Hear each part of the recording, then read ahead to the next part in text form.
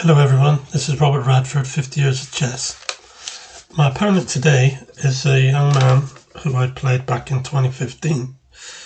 I think he was attending university in Bristol at that time. His name was K.Balakrisnan. And the game was played on the 17th of April 2015.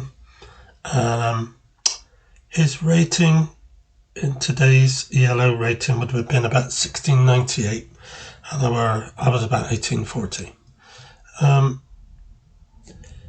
Cathervel was white, and this is how the game went. He played d4, played knight f6. It was in the Bristol League Congress tournament that was taking place at that time in the major section. c4, e6, knight f3, d5, knight c3, bishop e7, c takes d, e takes d, g3. Castles, bishop e2, c6, castles, f5, bishop f5,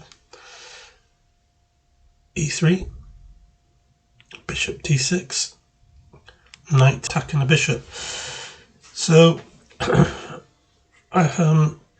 it's a bit early really to play this, but he chose to do it. I don't really know why he did it, but anyway, I went into the centre. I thought, well, let's go in the centre, and he took and I took with the pawn. This was done to make it difficult for him to manoeuvre those pawns on e3, f2, and to be able to get past the pawn. It's a nuisance, that pawn there, and if I defend it for as long as possible, his knight can't go back now to f3. It's going to lose a piece if I can get g5 in next, so it needs to move the bishop. So he did. He moved the bishop back, and I played queen to d7. Then he played f5, and I didn't play pawn takes pawn en passant, because as I said, I want to keep that pawn there as much as possible. It really does make a nuisance of itself there. So knight a6, a3, knight to c7, queen c2.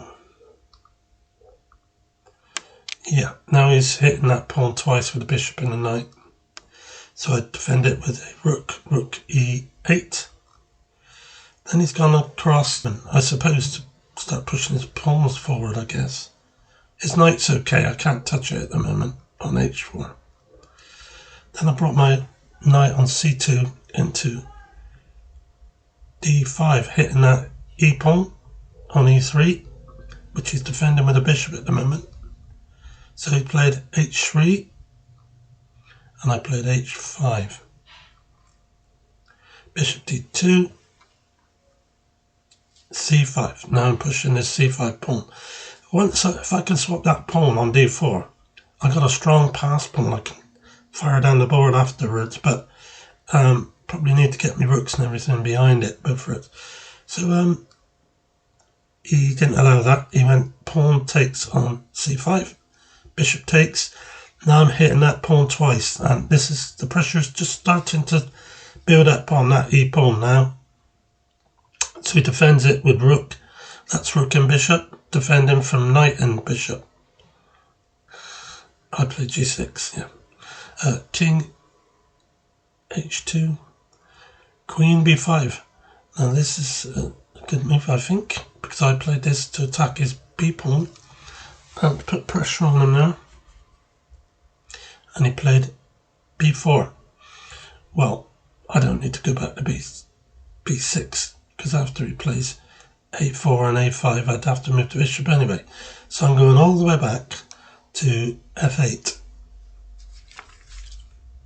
He played queen e2, offering a swap, and I happily accepted it.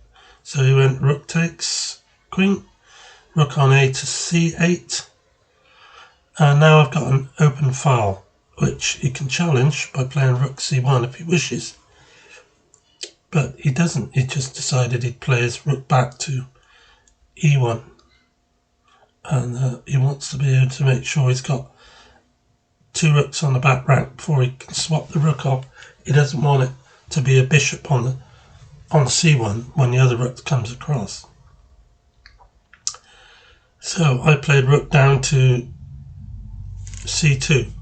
Now when your opponent starts getting his rooks down into your territory, you may have a few problems. Stockfish is showing me with a 3.9 advantage with the black pieces at this point, which is quite strong. So again, he had to go back with his rook now to defend that pawn, but he's overlooked something, as you'll see. Knight takes e3. If he takes with the bishop, I takes rook check, and if he takes with the rook, I'll go rook takes bishop check.